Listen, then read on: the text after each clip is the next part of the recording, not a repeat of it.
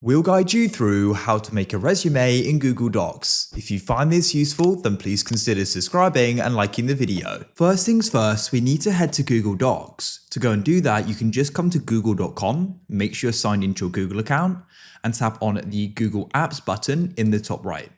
Now, what you need to do is scroll down and go and find Docs and go and tap on it, and you'll be brought right here. Now, what we can use is a template.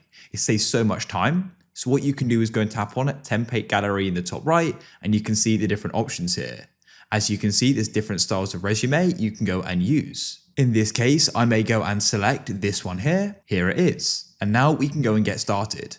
So to go and edit it, it's super straightforward. Simply go and click where you want to edit it, and you can then go and remove the placeholder text and type in what you want it to go and say. That'll go and add my name.